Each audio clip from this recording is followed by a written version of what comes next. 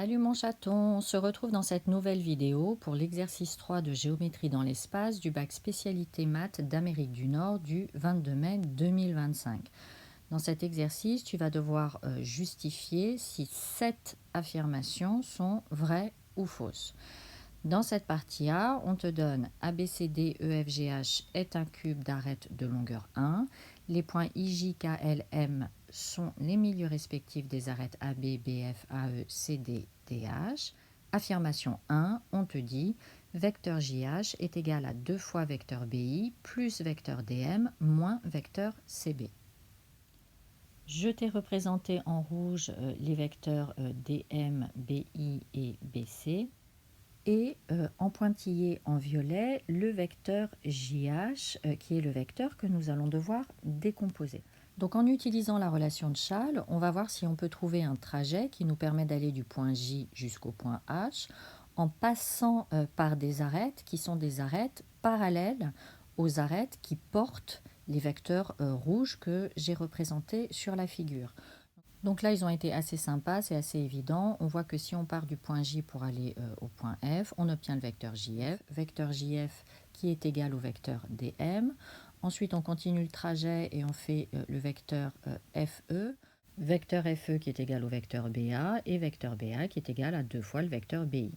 Et enfin, on termine notre décomposition avec Schall, avec le vecteur EH qui est égal au vecteur BC, et le vecteur BC, c'est la même chose que moins le vecteur CB. Donc on sait déjà que notre affirmation 1 est vraie. Donc maintenant, on va l'écrire, on va le justifier de manière rigoureuse. Donc, on réécrit que vecteur JH est égal au vecteur JF plus vecteur FE plus vecteur EH. Donc, je vais commencer par m'occuper du vecteur JF. Je t'ai remis le schéma à gauche. On sait que J est le milieu du segment BF, donc le vecteur JF est égal à 1/2 du vecteur BF. Or, ABCDEFGH étant un cube, le vecteur BF est égal au vecteur DH. Et M étant le milieu du segment DH, on a donc le vecteur DM qui est égal à 1/2 du vecteur DH. Or, on vient de dire que le vecteur DH était égal au vecteur BF, donc 1/2 de DH est égal à 1/2 de BF, et on a dit précédemment que 1/2 de BF, c'était le vecteur JF. Donc finalement, on a 1/2 de BF qui est égal au vecteur JF. Et donc, on a bien trouvé que le vecteur JF est égal au vecteur DM, ce qui veut dire qu'on a cette correspondance ici entre le vecteur JF et le vecteur DM. Alors maintenant, on va s'occuper du vecteur FE. Donc on sait que ABFE est un carré, ce qui signifie que le vecteur FE est égal au vecteur BA. Or, I étant le milieu de BA, le vecteur BA est égal à 2 fois le vecteur BI. Et donc, on obtient le vecteur FE qui est égal à 2 fois le vecteur BI. Et on a cette correspondance-là entre le vecteur FE et 2 fois le vecteur BI. Et donc pour terminer, on va donc maintenant regarder le vecteur EH. Donc ABC de FGH est un cube, donc le vecteur EH est égal au vecteur BC et le vecteur BC, lui, est égal à moins le vecteur CB. Donc on a notre vecteur EH qui est égal à moins CB. Et donc pour terminer, on a la correspondance entre le vecteur EH et moins le vecteur CB.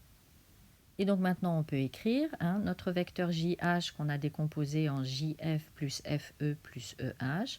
Eh bien, il est égal à DM plus 2BI moins CB. Et donc, l'affirmation 1 est vraie. Affirmation 2, on te dit le triplet de vecteurs AB, AH, AG est une base de l'espace. Alors, très important, je rappelle, et c'est ce que tu écris sur ta copie, AB, AG, AH, base de l'espace, si et seulement si AB, AG et AH sont non coplanaires. C'est très important. Si on veut pouvoir former une base de l'espace, il nous faut 3 directions. Donc les 3 vecteurs ne doivent pas être coplanaires, sinon on n'a pas nos 3 directions. et on n'a pas le plan des abscisses, le plan des ordonnées et le plan des cotes.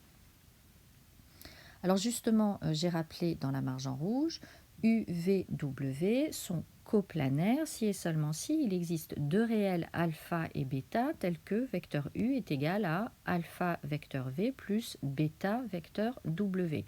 Alors j'ai exprimé U en fonction de V et W, mais on peut changer la place des vecteurs, ça n'a aucune importance. Ce qui compte, c'est qu'on puisse montrer qu'un des trois vecteurs est une combinaison linéaire des deux autres vecteurs. C'est-à-dire qu'on peut exprimer un des trois vecteurs en fonction des deux autres. Donc c'est ça qui nous permet de montrer si des vecteurs sont coplanaires ou pas. Donc là, je t'ai remis le cube à gauche dans la marge et j'ai repassé en violet les vecteurs AB, AH et AG. Et donc là, c'est assez rapide également. On voit que le vecteur AG, c'est le vecteur AB plus le vecteur BG. Et on voit tout de suite que le vecteur BG est égal au vecteur AH. Donc on sait que le vecteur AG est égal au vecteur AB plus le vecteur AH. Donc on a pu écrire AG comme une combinaison linéaire des vecteurs AB et AH, ce qui signifie que les trois vecteurs sont coplanaires et donc ils ne forment pas une base de l'espace. Donc c'est ce qu'on va dire maintenant.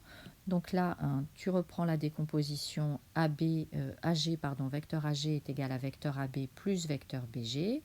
Et ensuite, tu dis, or ABCDEFGH est un cube, donc AHGB est un rectangle. Ce qui signifie donc qu'on a le vecteur BG qui est égal au vecteur AH. Et donc, on a notre vecteur AG qui peut s'écrire comme la somme du vecteur AB et du vecteur AH. Et donc là, on reprend notre propriété sur les vecteurs coplanaires. On peut donc écrire que le vecteur AG est égal à alpha fois le vecteur AB plus bêta fois le vecteur AH. Et là, dans ce cas, on a alpha qui est égal à bêta qui est égal à 1. Donc les vecteurs AG, AB et AH sont coplanaires. Ils ne forment donc pas une base de l'espace et l'affirmation 2 est fausse. On se retrouve dans la prochaine vidéo pour l'affirmation 3 de cette partie A.